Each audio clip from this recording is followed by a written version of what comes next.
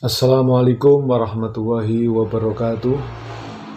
Anak-anakku sekalian, selamat berjumpa dengan saya Bapak Muhsin SAG dalam mata pelajaran Fikih kelas 8. Harapan saya semoga kalian selalu dalam keadaan sehat walafiat dan tetap semangat walaupun belajar dari rumah. Dan jangan lupa selalu jaga kesehatan. Baiklah anak-anakku, pada kesempatan kali ini, materi yang akan kita bahas bersama adalah bab 3 tentang puasa. Namun sebelumnya akan saya sampaikan tujuan pembelajaran. Adapun tujuan pembelajaran, setelah kalian semua mempelajari tentang puasa, diharapkan kalian mampu memahami ketentuan puasa wajib dan sunnah. Yang kedua, mampu menganalisis ketentuan ibadah puasa wajib dan puasa sunnah. Yang ketiga, kalian mampu menyajikan hasil analisis tentang ibadah puasa baik wajib maupun sunnah. Itulah tujuan pembelajaran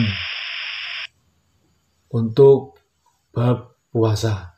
Selanjutnya, mari kita bersama kita lihat peta konsep. Dalam peta konsep, kalian bisa melihat di sini tentang puasa, di mana ketentuan puasa yang harus kita pelajari. Yang pertama adalah pengertian puasa, kemudian hukum puasa, dalil, syarat, dan rukun puasa, serta hal-hal yang membatalkan puasa dan hikmah puasa. Adapun puasa itu sendiri terdiri dari dua, yaitu yang pertama puasa wajib, yang kedua adalah puasa sunnah. Puasa wajib terdiri dari puasa Ramadan, puasa qadha, puasa nadar, puasa kifarat. Kemudian puasa sunnah, ada puasa Syawal, ada puasa Arafah, ada puasa Muharram, ada puasa Senin Kemis, ada puasa Daud, dan lain-lainnya. Kemudian yang terakhir nanti kita tutup dengan hikmah puasa.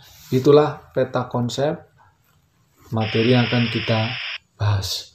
Yang pertama, pengertian puasa. Puasa dalam bahasa Arab dikenal dengan siyam atau saum yang bermakna menahan atau mencegah. Adapun menurut istilah, puasa adalah menahan diri dari segala sesuatu yang membatalkan puasa, dimulai dari terbit fajar sampai terbenam matahari dengan disertai niat, syarat, dan rukun tertentu. Kita lanjut, dasar hukum atau landasan hukum atau dalil nakli yang melandasi kita melaksanakan puasa, yaitu surat Al-Baqarah ayat 187 yang berbunyi A'udzu billahi minasyaitonir rajim. Bismillahirrahmanirrahim.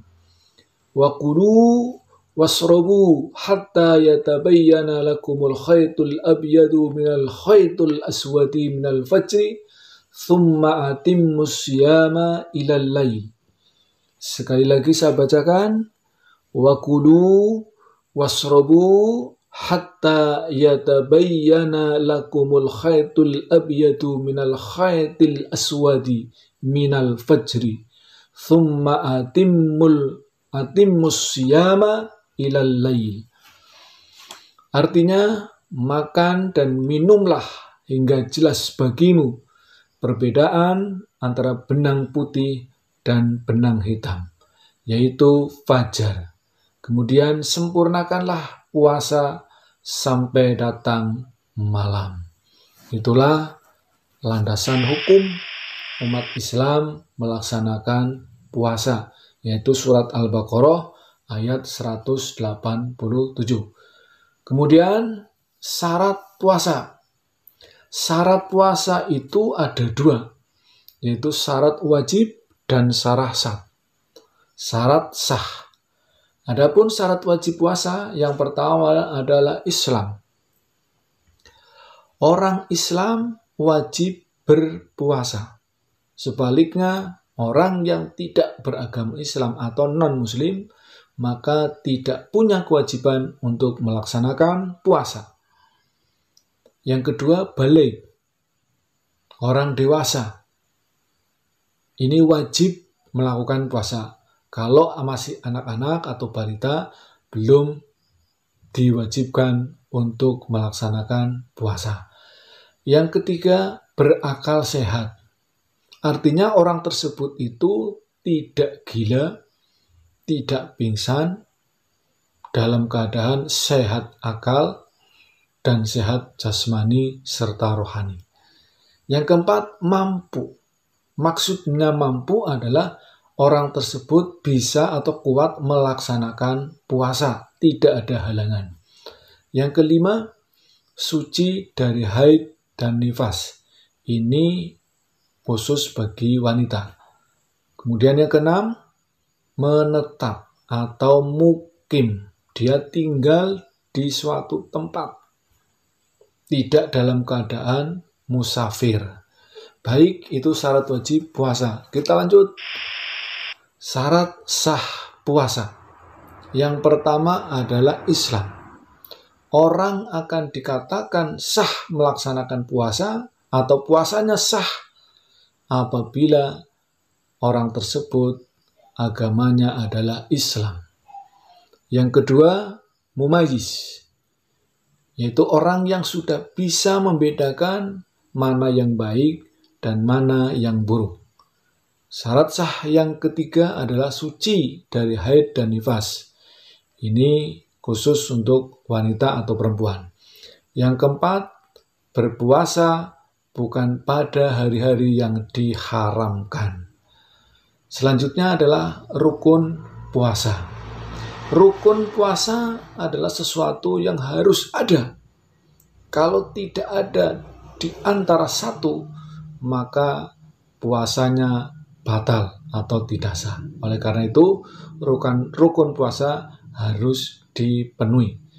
Rukun puasa ada dua. Yang pertama adalah niat. Orang berpuasa itu harus niat. Artinya niat adalah menyengaja untuk berpuasa. Jadi kalau ada orang tidak sengaja berpuasa, dari pagi sampai sore tidak makan dan tidak minum, tetapi tidak niat puasa, maka tetap tidak sah puasanya. Karena orang puasa harus niat. Yang kedua, meninggalkan segala sesuatu yang membatalkan puasa, mulai dari terbit fajar hingga terbenam matahari. Ini rukun puasa. Next. Selanjutnya adalah hal-hal yang membatalkan puasa. Hal-hal yang membatalkan puasa, yang pertama adalah makan dan minum dengan sengaja. Jadi kalau ada orang puasa, kemudian makan atau minum dengan sengaja, maka jelas otomatis batal puasanya. Yang kedua, murtad. Murtad itu artinya adalah orang keluar dari agama Islam. Ketika orang tersebut sedang berpuasa, kemudian tiba-tiba keluar dari agama Islam, maka sudah otomatis puasanya adalah batal. Yang ketiga, muntah dengan sengaja. Mungkin ada pertanyaan, bagaimana kalau muntahnya tidak dengan sengaja? Kalau tidak dengan sengaja, maka tidak apa-apa, tetap sah puasanya. Yang dimaksud di sini adalah muntah tetapi dengan sengaja. Yang keempat, bersetubuh atau melakukan hubungan suami istri tetapi pada waktu siang hari. Kalau malam hari tidak masalah, tetap sah. puasanya. Yang kelima, keluar darah haid atau nifas.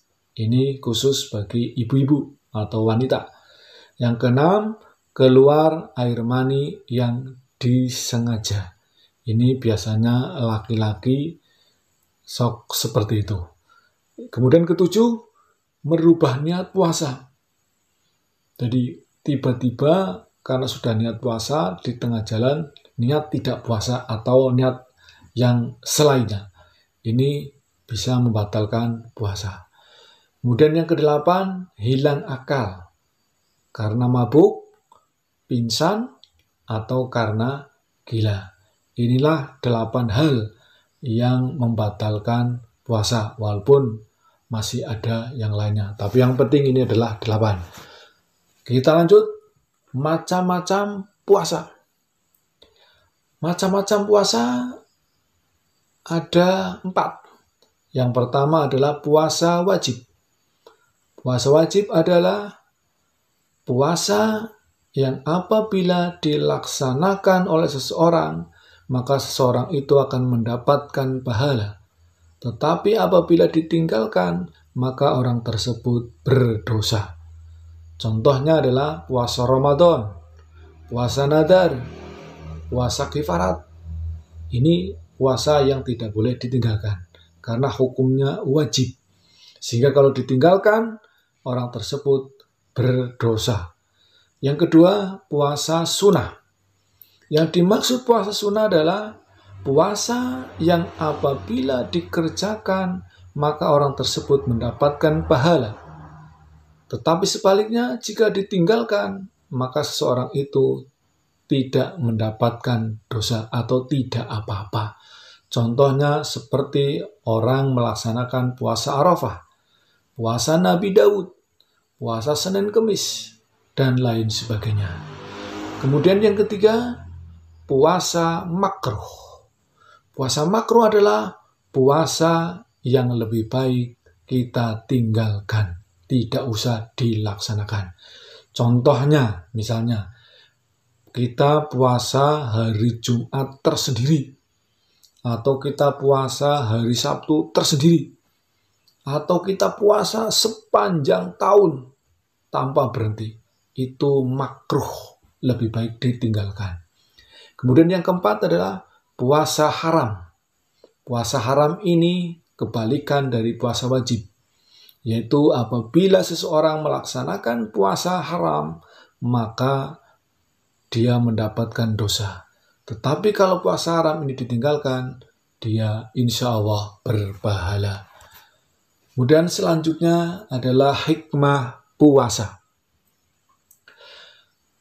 Orang-orang yang melaksanakan puasa mendapatkan hikmah. Yang pertama adalah mengajarkan dan melatih diri kita untuk disiplin waktu. Kemudian juga lebih peduli pada sesama. Kemudian juga membuktikan bahwa kita adalah orang-orang yang selalu taat kepada Allah Subhanahu wa Ta'ala. Dan juga menumbuhkan kesadaran bahwa betapa besar nikmat Allah Subhanahu wa Ta'ala yang dianugerahkan kepada kita, dan menggembleng kita untuk menjadi manusia-manusia yang bertakwa. Demikian anak-anakku sekalian, pelajaran pada kali ini tentang puasa. Mudah-mudahan kalian semua bisa menerima dan paham. Kemudian selanjutnya evaluasi. Jawablah pertanyaan-pertanyaan di bawah ini dengan baik dan benar. Pertanyaan yang pertama, jelaskan pengertian puasa menurut bahasa dan istilah. Yang kedua, tulislah dalil puasa surat Al-Baqarah ayat 187 beserta artinya dengan baik dan benar. Yang ketiga, sebutkan syarat dan rukun puasa. Baiklah anak-anakku sekalian, itulah materi puasa pada kali ini yang bisa saya sampaikan. Mudah-mudahan bermanfaat untuk kalian semua, dan harapan saya kalian bisa melaksanakan puasa dengan baik dan benar pada saat puasa atau waktu puasa tiba. Dan mari kita tutup dengan bacaan hamdalah bersama. Alhamdulillahirabbil alamin. Terakhir saya tutup dengan bacaan Assalamualaikum warahmatullahi wabarakatuh. Selamat belajar, semoga sukses. Jangan lupa tetap jaga kesehatan. Terima kasih.